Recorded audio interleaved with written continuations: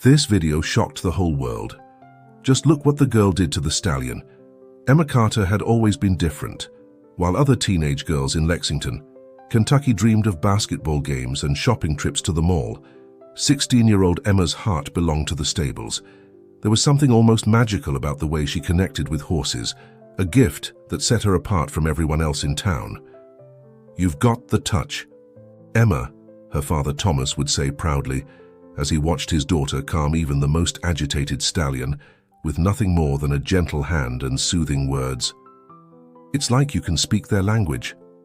Emma would just smile and shrug, not quite understanding her talent herself. All she knew was that she felt most at peace when she was with the horses. Their presence grounded her in a way nothing else could. As the leaves began to turn golden that fall, excitement bubbled through Lexington. The annual horse fair was fast approaching, the biggest event of the year in the self-proclaimed horse capital of the world. Tourists and industry bigwigs would soon be flooding the town, eager to see the finest equines Kentucky had to offer. "We should go this year, Dad," Emma suggested one evening as they sat on the porch swing, watching the sun set over rolling pastures, just to look around. Thomas nodded, a faraway look in his eyes. "It's been a while since we went, hasn't it? Not since your mother—" He trailed off, the words hanging heavy in the air between them. Emma reached over and squeezed her father's hand. Sarah Carter's death 3 years ago had left a gaping hole in both their lives. She had been the one to first introduce Emma to horses, recognizing early on her daughter's special affinity for the animals. "I think Mom would want us to go," Emma said softly. "Fair to remember the good times." Thomas managed a small smile. "You're right, sweetheart. Sarah always did love the fair. We'll make a day of it, just you and me." As the date of the fair drew closer, Emma found herself filled with a nervous energy she couldn't quite explain. Something told her this year would be different, that her life was about to change in ways she couldn't yet imagine. If only she knew just how right she was. The Lexington Horse Fair was a riot of color and sound. Everywhere Emma looked, there were gleaming coats, flowing manes, and the excited chatter of spectators and vendors alike. She breathed in the familiar sense of hay and leather, feeling more at home than she had in months. "Look at that Friesian over there," she said, tugging on her father's sleeve. "Isn't he gorgeous?" Thomas nodded, smiling at his daughter's enthusiasm. It warmed his heart to see her so animated. "Why don't you go take a closer look? I'll grab us some lemonades." Emma made her way through the crowd, drinking in the sights and sounds. She was so engrossed that she almost didn't notice the commotion coming from one of the nearby corrals. A group of onlookers had gathered, their faces a mix of concern and fascination. Curious, Emma edged closer. In the center of the corral stood a magnificent black stallion, his coat gleaming in the sunlight, but there was nothing calm about this horse. He snorted and pawed at the ground, tossing his head wildly as a frustrated-looking man in a cowboy hat attempted to approach him. "Come on, Chief," the man muttered. "Settle down now." But the stallion was having none of it. With a loud whinny, he reared up on his hind legs, causing the crowd to gasp and step back. "It's no use, Henry," called out one of the other handlers. "That horse is unbreakable. You're wasting your time." The man in the hat, Henry, wiped sweat from his brow, his face a mask of frustration and defeat. "I've never seen anything like it," he admitted. "I've worked with some ornery horses in my day, but this one, it's like he's got demons inside him." Emma's heart went out to the beautiful, troubled animal. Without really thinking about what she was doing, she slipped under the fence and into the corral. "Miss, you can't be in here," Henry called out, alarmed. "It's not safe." But Emma barely heard him. Her entire focus was on the agitated stallion before her. She took a deep breath, centering herself the way her mother had taught her years ago. "Hey there, big guy," she said softly, keeping her voice low and soothing. "What's got you so worked up, huh?" To everyone's amazement, the stallion's ears pricked forward at the sound of Emma's voice. He snorted once, but some of the wild light seemed to fade from his eyes. "That's it," Emma murmured, taking a slow step forward. "You're okay. No one's going to hurt you." The crowd watched in stunned silence as Emma continued to speak to the horse, her voice barely above a whisper now. Inch by inch, she moved closer, until finally she was close enough to reach out a hand. For a moment, time seemed to stand still. Then, with a soft, nickering sound, the stallion lowered his head and allowed Emma to stroke his velvety nose. A cheer went up from the onlookers, startling both Emma and the horse. She hadn't even realized they were being watched. "I'll be damned," Henry said, shaking his head in disbelief. "I've never seen anything like that in all my years." Emma blushed, suddenly aware of all the attention. "I didn't mean to interfere," she started to say, but Henry cut her off. "Interfere, young lady. You just did what a dozen experienced trainers couldn't manage. What's your name?" Emma Carter." Henry nodded, a thoughtful look on his face. "Well, Emma Carter, how would you like to take this horse home with you?" Emma's jaw dropped. "What? But I couldn't possibly." "I'm serious," Henry said. "I've been trying to break this stallion for months with no luck, but he clearly responds to you. I think you two were meant to find each other." As if to confirm Henry's words, the stallion nudged Emma's shoulder gently with his nose. I don't know what to say," Emma stammered, her mind whirling. How could she possibly explain this to her father? But as she looked into the horse's intelligent dark eyes, she knew there was only one answer she could give. "Yes," she said softly. "Yes, I'd love to take him home."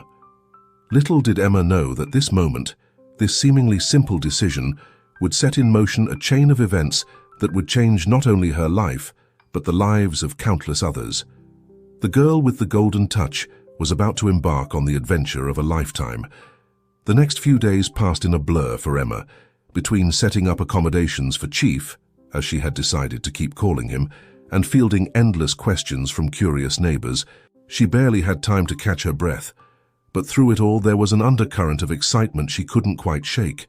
It wasn't until nearly a week after the fair that Emma realized just how far-reaching the consequences of her actions had been. "Emma!" her father called from the living room one evening. "You might want to come see this." Curious, Emma made her way downstairs, only to stop short at the sight of her own face staring back at her from the TV screen. "The amateur video of the incident has gone viral," a perky news anchor was saying. The young girl, identified as 16-year-old Emma Carter of Lexington, Kentucky, is seen approaching the notoriously difficult stallion with a calmness that experts are calling extraordinary. The screen cut to shaky cell phone footage of Emma in the corral with Chief. She watched, slightly dazed, as her on-screen self soothed the agitated horse. "Oh my God," she whispered. "How many people have seen this?" Thomas shook his head, looking equally stunned. "According to the news, the video's been viewed over 10 million times in the past 48 hours. Emma sank onto the couch, her mind reeling. 10 million people. How was that even possible? But as the days went by, it became clear that her moment in the corral had struck a chord with people far beyond the borders of Kentucky. Requests for interviews began pouring in. Local news stations at first, then national networks. Emma's social media accounts, previously only followed by a handful of school friends, exploded with new followers. "You're a bona fide celebrity now, sweetheart," Thomas said one morning over breakfast, his tone a mix of pride and concern. "How are you holding up?" Emma pushed her cereal around in her bowl, not quite meeting her father's eyes. "I'm okay," she said, though her voice lacked conviction. "It's just a lot, you know. I didn't ask for any of this." Thomas reached across the table to squeeze her hand. "I know, Emma, but sometimes life has other plans for us. The question is, what are you going to do with this platform you've been given?" It was a question Emma found herself pondering more and more as the days went by. She had always been content to keep to herself, finding solace in the quiet company of horses. But now, suddenly thrust into the spotlight, she felt a responsibility she couldn't quite articulate. The turning point came one afternoon as Emma was working with Chief in the paddock behind their house. She had just finished a particularly successful training session when she noticed a small group of people watching from the fence. "Excuse me," one of them, a middle-aged woman, called out. "Are you the girl from the video? The one who tamed that wild stallion?" Emma nodded hesitantly, bracing herself for more questions about her gift. But instead, the woman's eyes filled with tears. "I just wanted to thank you," she said. "My daughter. She's autistic and has always struggled with animals. But after seeing your video, she asked to start riding lessons. For the first time in years, I've seen her truly connect with something. You've given her hope." Emma felt a lump form in her throat. I'm so glad," she managed to say. "That's wonderful." As the group moved on, Emma stood rooted to the spot, Chief nuzzling her shoulder gently. For the first time since the video had gone viral, she felt a sense of purpose settling over her. Maybe, just maybe, her connection with horses could be more than just a personal gift. Maybe it could be a way to help others find the same peace and joy she had always found in the presence of these magnificent animals. With renewed determination, Emma pulled out her phone and opened her neglected social media accounts. It was time, she decided, to start sharing her journey with Chief, and maybe, in the process, inspire others to find their own connection with the animal world. As she snapped a picture of herself and Chief, adding a heartfelt caption about the transformative power of the human-animal bond, Emma couldn't have known that she was taking the first step on a path that would lead her to change countless lives, both human and animal alike. But not everyone would be thrilled with Emma's rising star. As her follower count climbed and her influence grew, so too did the voices of skepticism and criticism. The real challenges, it turned out, were only just beginning. Emma's social media presence grew rapidly in the weeks following her viral moment. Her posts, a mix of training tips, behind-the-scenes glimpses of life with Chief, and heartfelt musings on the bond between humans and animals, resonated with people around the world. But as her follower count climbed into the hundreds of thousands, so too did the scrutiny. It started with a few skeptical comments here and there. There's no way she tamed that horse so quickly without using force," one user wrote. "She must be hiding something." At first, Emma tried to brush off the negativity. She knew the truth of her methods, the patience, the gentle approach, the deep empathy she felt for the animals she worked with. But as the criticism mounted, she found it harder and harder to ignore. The tipping point came when Dr. Samuel Harris, a renowned equine behaviorist, published a scathing article in a prestigious veterinary journal. In it, he questioned the ethics and long-term efficacy of Emma's methods, suggesting that her rapid success with Chief could only be explained by harmful shortcuts. While Ms. Carter's apparent ability to calm agitated horses is impressive on the surface, Dr. Harris wrote, it raises serious concerns about the welfare of the animals in her care. True behavioral modification takes time and consistent effort. Any method that claims to produce instant results should be viewed with extreme skepticism. The article sent shockwaves through the equestrian community. Overnight, Emma went from being hailed as a prodigy to being labeled a potential fraud. "I don't understand," Emma said, her voice breaking as she sat at the kitchen table with her father, the offending article spread out before them. "How can he say these things? He's never even met me or seen me work with Chief." Thomas sighed, running a hand through his graying hair. "People fear what they don't understand, sweetheart, and what you can do. It's pretty extraordinary. It's easier for some folks to believe you're cheating than to accept that there might be more to horse training than they thought." Emma felt tears pricking at the corners of her eyes. "But I would never hurt Chief, or any other horse. How can they think that of me?" "I know, Emma, I know." Thomas pulled his daughter into a hug. "But you can't let them get to you. You know the truth. Now you just have to find a way to show everyone else." But as the days went by, Emma found herself struggling to hold on to that certainty. The comments on her social media posts grew increasingly hostile. Local horse owners who had once been eager to work with her now avoided eye contact when she passed them on the street. Even some of her classmates at school began to whisper behind her back. The final straw came when Emma arrived at the stables one morning to find Chief agitated and nervous. As she approached his stall, she noticed something that made her blood run cold. A small cut on his flank that hadn't been there the day before. With shaking hands, Emma examined the wound. It wasn't deep, but it was definitely fresh. And there, caught on the rough edge of a board in Chief's stall, was a tuft of fabric that looked suspiciously like it came from a jacket she had seen Dr. Harris wearing in a recent television interview. Anger and disbelief warred within Emma.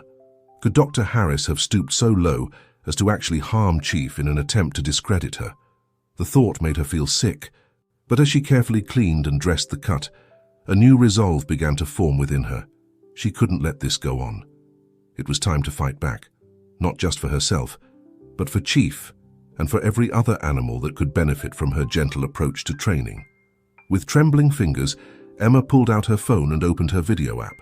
Taking a deep breath to steady herself, she began to speak. "Hi everyone, I need to talk to you about something important. There have been a lot of rumors and accusations flying around lately, and I think it's time I addressed them head on." As Emma poured her heart out to the camera, explaining her methods in detail and refuting the claims made against her, she felt a weight lifting from her shoulders. This was her truth, and she was finally ready to share it with the world. What Emma didn't know was that her impromptu video would set off a chain reaction that would not only vindicate her methods, but revolutionize the entire field of animal behavior. The girl who spoke to horses was about to find her voice in a way she never could have imagined. As Emma's impassioned video spread across the internet, it caught the attention of someone who would change the course of her life forever. John Anderson, a legendary horse trainer known for his innovative and compassionate methods, happened across the viral clip while scrolling through his newsfeed. Something about the earnestness in Emma's voice and the depth of her connection with Chief resonated deeply with John. He saw in her a kindred spirit, someone who understood, as he did, that true partnership with animals came not from domination, but from mutual respect and understanding. Without hesitation, John picked up the phone and made a call to an old friend in Lexington. Within hours, he was on a plane to Kentucky, determined to meet this remarkable young woman for himself. Emma was mucking out Chief's stall when she heard an unfamiliar voice behind her. "You've got a real gift, you know." She whirled around, startled, to find herself face to face with a tall, weathered man in his 60s. Despite his advanced years, there was a vitality about him that was immediately apparent. "I'm sorry," Emma said, brushing a strand of hair from her face. "The stables are closed to visitors right now." The man chuckled. "I'm not here as a visitor, Emma. I'm here to offer you a proposition." Emma's eyes narrowed suspiciously. "Who are you?" "John Anderson," the man replied, extending his hand. "And I think you and I have a lot to talk about." Emma's eyes widened in recognition. Even she, relatively new to the professional world of horse training, knew the name John Anderson. His methods had revolutionized the field, emphasizing partnership over dominance in a way that had initially been met with skepticism, but had ultimately transformed the industry. "Mr. Anderson," she stammered, What are you doing here?" John's eyes twinkled. "I saw your video, Emma, the one where you talked about your methods with Chief. I have to say, I was impressed. You've got an instinct for this work that can't be taught." Emma felt a blush creeping up her cheeks. "Thank you," she said softly. "That means a lot, coming from you." "But," John continued, his tone growing more serious, "instinct alone isn't enough. Not when you're facing the kind of scrutiny you are now. You need training, guidance, a way to articulate what you do that will stand up to scientific rigor." Emma's heart sank. "So, you think Dr. Harris is right? That what I'm doing isn't legitimate?" John shook his head firmly. "No, that's not what I'm saying at all. I think what you're doing is not only legitimate, but incredibly valuable. But the world of animal behavior is complex, Emma. If you want to truly make a difference and to change minds and improve lives, you need to be able to explain your methods in a way that even the skeptics can't ignore."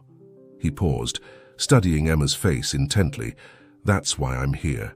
I want to offer you an apprenticeship, a chance to work alongside me, to refine your skills and learn how to document and present your findings in a way that will stand up to any scrutiny." Emma felt as though the ground had dropped out from beneath her feet. An apprenticeship with John Anderson. It was beyond her wildest dreams, but a small voice of doubt nagged at her. "But what about Chief?" she asked. "And school? I can't just leave everything behind." John smiled. "Who said anything about leaving? I'm proposing to set up a program right here in Lexington. We'll work with Chief, document every step of his progress. And as for school, well, I think we can arrange for this to count as one hell of an independent study project, don't you? Emma's mind was reeling. It seemed too good to be true. Why me? She couldn't help asking. There must be hundreds of more qualified trainers out there. John's expression softened. I don't know what to say. Say yes, John replied simply. Say you're ready to show the world what real partnership between humans and animals can look like. Emma took a deep breath, feeling as though she stood on the precipice of something monumental. Then, with a smile that lit up her entire face, she nodded. Yes, she said. Yes, I'm ready. And so began a new chapter in Emma's journey. Under John's expert guidance, she threw herself into her studies with a passion that surprised even her. She learned about equine psychology, about the intricate body language of horses, about the latest research in animal cognition. All the while, she continued to work with Chief, documenting every breakthrough, every setback, every moment of connection. As the weeks turned into months, Emma's understanding deepened, and with it, her ability to articulate her methods. She began to see her gift not as some mystical ability, but as a finely honed skill, one that could be taught, refined, and most importantly, shared with others. But even as Emma's confidence grew, so too did the stakes. Dr. Harris and his supporters weren't going to back down easily. The battle for the future of horse training, and perhaps for the very way humans interacted with animals, was just beginning. And Emma, once a shy girl who preferred the company of horses to people, now found herself at the very center of the storm. Little did she know that the greatest challenge and the greatest opportunity of her young life was just around the corner. As Emma's apprenticeship with John progressed, word of their collaboration spread through the equestrian world like wildfire. Many were intrigued by the partnership between the legendary trainer and the young prodigy, eager to see what innovations might emerge from their work together. But not everyone was thrilled with this development. Dr. Samuel Harris, in particular, seemed to take Emma's continued success as a personal affront. His criticisms grew more pointed, his attacks more frequent. It wasn't just Emma's methods he questioned now, but her character, her motivations, even her relationship with her mentor. It's a publicity stunt, he declared in one particularly scathing interview. Anderson's using this girl to stay relevant in his twilight years, and she's letting him do it because she's desperate for validation. Neither of them has any real concern for the welfare of the animals involved. Emma tried her best to ignore the negativity, focusing instead on her work with Chief and the other horses John had brought into their program. But it was harder than she liked to admit. Every barbed comment, every dismissive remark chipped away at her confidence bit by bit. It all came to a head one crisp autumn morning. Emma arrived at the stables to find John waiting for her, his expression grave. "We need to talk," he said, gesturing for her to follow him into the office. Emma's heart sank. Had the pressure finally become too much? Was John going to suggest they end their partnership? But as she settled into a chair across from her mentor, she realized there was a glint in his eye that she recognized, the look he got when he was about to propose something radical. "Dr. Harris has issued a challenge," John said without preamble. "He wants to put our methods to the test in a controlled, scientific study, side by side with his own techniques." Emma felt her breath catch in her throat. What kind of study? John leaned forward, his eyes intense. A long-term comparison. 2 groups of horses, one trained using our methods, one using his, documented every step of the way, with independent observers to verify the results. For a moment, Emma was too stunned to speak. This was exactly the kind of rigorous, scientific validation she had dreamed of. A chance to prove, once and for all, that her approach wasn't just effective, but fundamentally better for the horses themselves.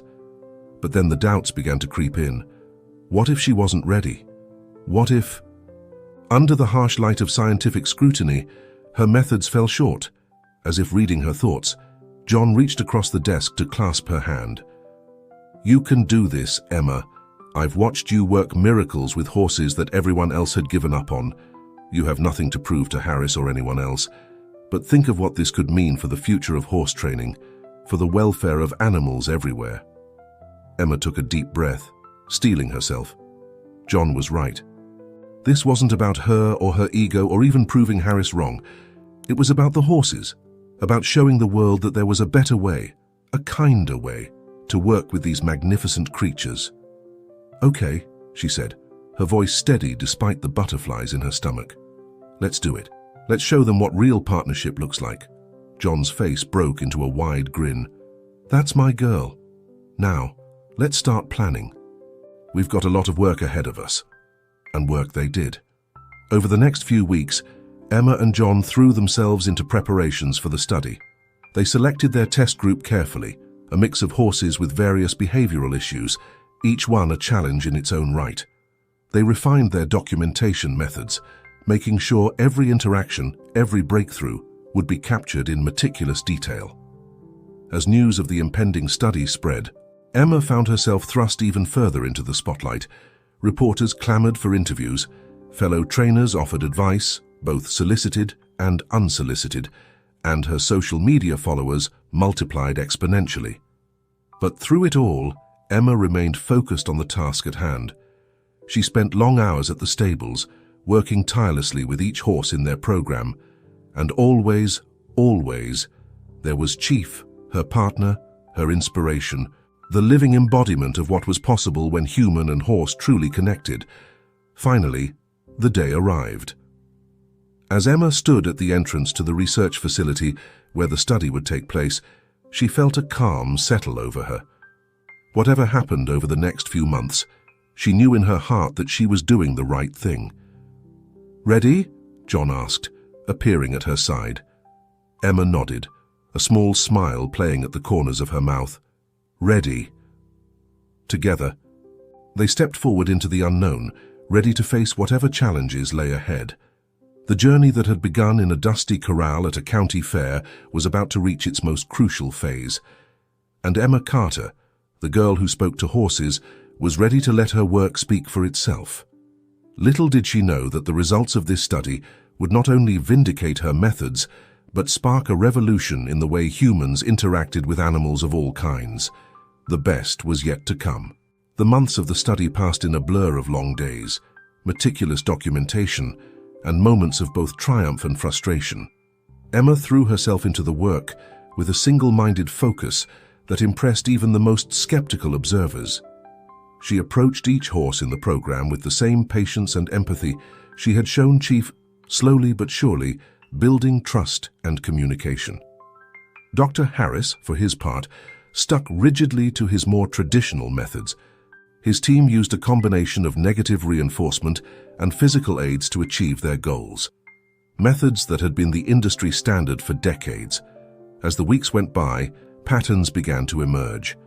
The horses in Emma and John's program showed steady improvement not just in their behavior, but in their overall demeanor. They seemed calmer, more engaged, more willing to interact not just with their trainers, but with all humans. The horses in Dr. Harris's group, while showing some improvement in specific behaviors, seemed more stressed overall. They were quicker to startle, more hesitant in new situations, less trusting of unfamiliar handlers. But it wasn't until the final data analysis that the true extent of the difference became clear. Emma sat in the conference room, her heart pounding as Dr. Amelia Chang, the lead researcher overseeing the study, prepared to present the results. John squeezed her hand reassuringly under the table as Dr. Harris and his team filed in, their faces impassive. "Thank you all for being here," Dr. Chang began, her voice calm and professional. "As you know, we've spent the past 6 months conducting a rigorous comparison of 2 distinct approaches to horse training. The results, I must say, are quite remarkable." She clicked to the first slide of her presentation, and Emma felt her breath catch in her throat. There, in stark black and white, were the numbers that told the story of their work.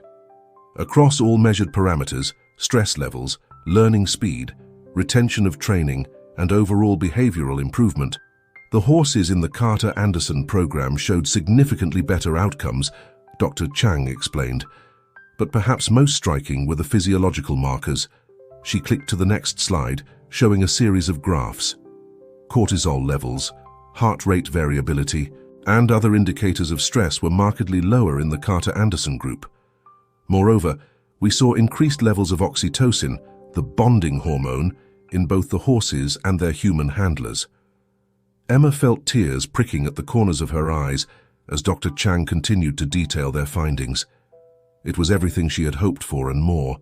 Scientific proof that her approach wasn't just effective, but fundamentally better for the well-being of the horses. When Dr. Chang finished her presentation, there was a moment of stunned silence. Then, to Emma's surprise, Dr. Harris stood up. I must admit," he said, his voice gruff with emotion, "that I came into this study with significant skepticism, but the data doesn't lie. Ms. Carter, Mr. Anderson, you've done something truly remarkable here, something that has the potential to change our entire field." Emma felt as though she might float right out of her chair. After months of doubt and criticism, to hear those words from her harshest critic was almost overwhelming.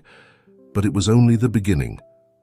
As news of the study's results spread, Emma found herself thrust into a whirlwind of activity. There were conferences to attend, papers to co-author with John and Dr. Chang, interviews to give. Her social media following exploded, with horse owners and animal lovers from around the world clamoring to learn more about her methods. Yet even as her professional life soared to new heights, Emma never lost sight of what had started it all. Every day without fail, she made time to work with Chief. Their bond, already strong, deepened even further. He wasn't just her partner now, but a living symbol of what was possible when humans and animals truly communicated. As the dust began to settle, Emma found herself facing a new challenge, one she had never anticipated when she first stepped into that corral at the county fair.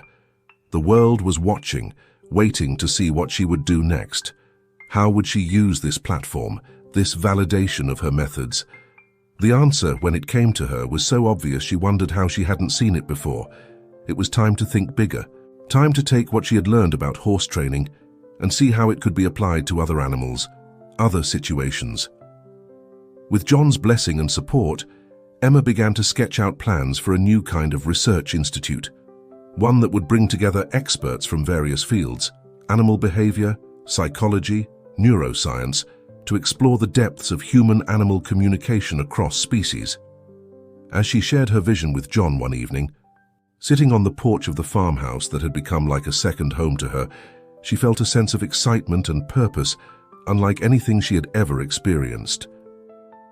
"You know," John said, a twinkle in his eye, "when I first saw that video of you with Chief, I knew you were special, but I don't think even I realized just how far you would go." Emma smiled, looking out over the paddocks where Chief and the other horses grazed peacefully in the fading light. "I couldn't have done it without you," she said softly. "Without your guidance, your belief in me." John shook his head. "No, Emma. You had this in you all along. I just helped you find the words to express it." He paused, his expression growing serious. "The world is ready for what you have to offer. Are you ready to give it to them?" Emma took a deep breath, feeling the weight of the moment. Then, with a smile that lit up her entire face, she nodded. "Yes," she said, "I'm ready." As the sun set on another day in Kentucky, Emma Carter stood on the brink of a new adventure. The girl who spoke to horses was about to speak to the world, and the world was finally ready to listen. 5 years had passed since the groundbreaking study that had catapulted Emma Carter from local curiosity to international sensation. In that time, her life had transformed in ways she never could have imagined.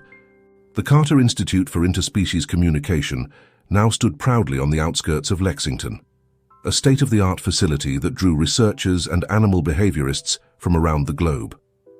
Its gleaming buildings and spacious grounds were home to a menagerie of animals, not just horses, but dogs, cats, elephants, and even a small pod of dolphins in a specially designed aquatic center. Emma, now 21, moved through the facility with an easy confidence that belied her young age. She had grown into her role as the Institute's director, balancing research, public outreach, and hands-on work with the animals with a grace that impressed even her harshest critics. As she made her way to her office that morning, Emma's mind was buzzing with excitement. Today marked the beginning of their most ambitious project yet, an attempt to apply the communication techniques they had perfected with domestic animals to wildlife rehabilitation. She was so lost in thought that she almost collided with Dr. Samuel Harris as she rounded a corner. "Oh, I'm sorry, Dr. Harris," she said, steadying herself. "I didn't see you there." The older man smiled, the lines around his eyes crinkling with genuine warmth. It still amazed Emma sometimes to see how far they had come from their initial antagonism. Dr. Harris had become one of the Institute's most vocal supporters, his own methods evolving as he embraced the principles Emma and John had pioneered. "Lost in thought, Mrs. Carter?" he asked teasingly. "Or should I say Professor Carter?" Emma felt a blush creep up her cheeks. Her recent appointment as an adjunct professor at the University of Kentucky's School of Veterinary Science was still new enough to feel surreal. "Just Emma is fine," she said with a laugh. "Are you ready for the big day?" Dr. Harris nodded, his expression growing serious. "As ready as we can be. This project, it could change everything, Emma. Not just for animal rehabilitation, but for conservation efforts worldwide." Emma felt a flutter of nerves in her stomach. He was right, of course. If they could successfully apply their methods to wild animals, helping them overcome trauma and reintegrate into their natural habitats more successfully, the implications were staggering. "We've got a good team," she said, as much to reassure herself as Dr. Harris. "And we've done our homework. I think we're as prepared as we can be." Dr. Harris nodded approvingly. "That's the spirit. Now, shall we go meet our new arrivals?" Together, they made their way to the Institute's newest addition, a specially designed enclosure for rehabilitating wolves. As they approached, Emma felt the familiar mix of excitement and trepidation that always accompanied a new challenge. The wolves had been rescued from an illegal captive breeding operation, and many of them showed signs of severe trauma and socialization issues. It would be Emma and her team's job to help these magnificent animals regain their natural behaviors and, hopefully, prepare them for eventual release back into the wild. As they entered the observation area, Emma's gaze was immediately drawn to one wolf in particular, a striking silver female with piercing yellow eyes. Unlike the others, who paced nervously or huddled in the corners of the enclosure, this wolf stood still, her gaze fixed intently on Emma. "Remarkable," Dr. Harris murmured. "I've never seen a wolf make eye contact like that, especially not with humans they don't know." Emma felt a familiar tingle of excitement run down her spine. It was the same feeling she'd had the first time she'd locked eyes with Chief all those years ago. "There's something special about this one," she said softly. "What's her name?" One of the handlers consulted his clipboard. "We've been calling her Luna," he said. "She seems to be the alpha of the group, even though she's not the largest." Emma nodded. "It's never breaking eye contact with Luna. Luna," she repeated, "I think you and I are going to do great things together." Over the next few weeks, Emma threw herself into work with the wolves with the same dedication and empathy that had defined her entire career. Progress was slow at first. These weren't domesticated animals after all, and their trauma ran deep. But day by day, small breakthroughs began to accumulate. Luna, as Emma had suspected, proved to be the key. The silver wolf seemed to have an uncanny ability to understand Emma's intentions, often acting as a bridge between the humans and the rest of the pack. It was a level of interspecies communication that even Emma, with all her experience, found astonishing.